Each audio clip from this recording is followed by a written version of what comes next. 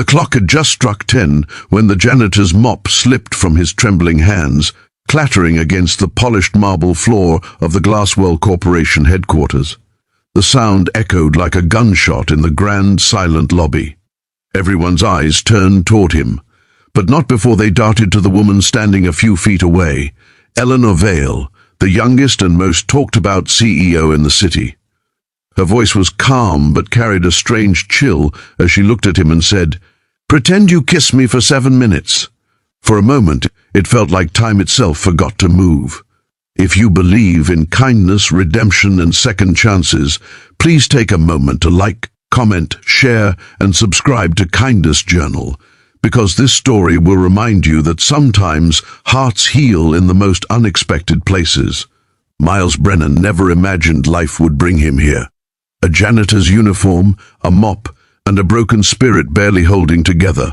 Once, he was an architect with dreams, a father with a plan, and a husband who believed love could fix anything. But after his wife's passing 3 years ago, the light in his world dimmed. The medical bills, the house foreclosure, and the grief, all of it swallowed him whole. The only thing keeping him standing was his 7-year-old daughter Rosie, whose laughter could still make his heart beat a little faster.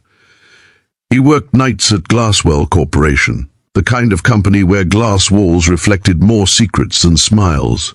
People in suits walked past him daily, never noticing the man behind the mop. He didn't mind anymore. His world had shrunk down to school lunches, bedtime stories, and survival. But fate, it seemed, wasn't done testing him yet. That day, the company was buzzing louder than usual. A group of investors had flown in for a high-stakes meeting that could either make or break Eleanor Vale's leadership.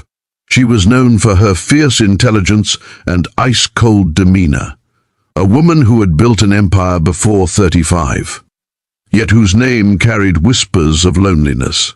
Miles had only ever seen her from a distance, her heels clicking past him as though her life moved at double speed. When he entered the top-floor lobby to clean the glass panels that morning, he had no idea that within hours his quiet existence would collide with hers. It started with an argument, sharp, public, and merciless. Eleanor's ex-fiancé, Ryan Hale, the CEO of a rival firm, had unexpectedly arrived with the investors. He was tall, confident, and cruel in that effortless way the powerful often are. His smile was full of venom as he said loud enough for everyone to hear, "You think anyone would trust you with their money after the mess you made of your last merger? Oh wait, maybe they pity you because you're still single and desperate." The room fell silent. Eleanor's jaw tightened, her knuckles whitening as she clutched her files. The humiliation stung, not just because of his words, but because she knew how much truth they carried. She had made mistakes, and she was tired of being seen as a failure in heels. And that's when it happened.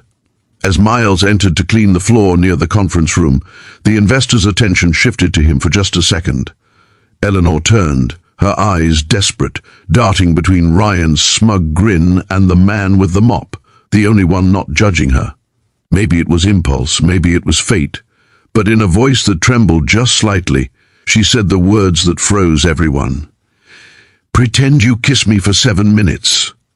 Miles blinked, unsure if he heard right. He looked around.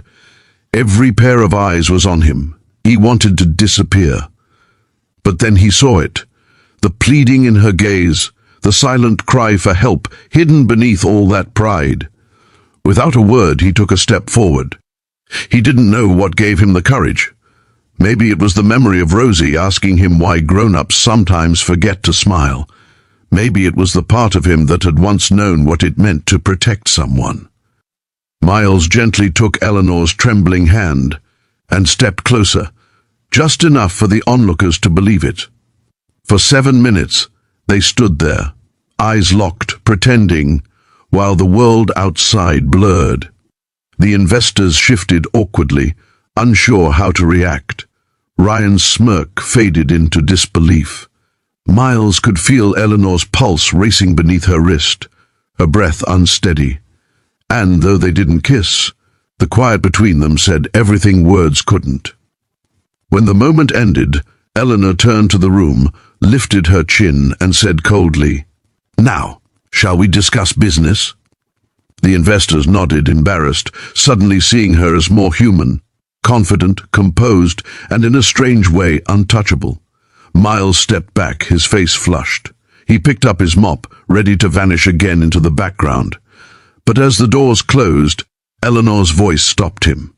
"Mr. Brennan, stay a moment." In her office later, she offered him tea, something no one in power ever did for a janitor. The silence between them was awkward, but oddly comfortable. Finally she spoke. "You saved me out there," she said softly. "I know it sounds ridiculous, but you did." Miles smiled faintly. "You didn't need saving, ma'am. Just someone to remind them you're still human." That line stayed with her. She'd spent years building walls so high that she'd forgotten what it felt like to be seen without judgment. Something in his tone, that quiet sincerity, reached a place she thought had died long ago.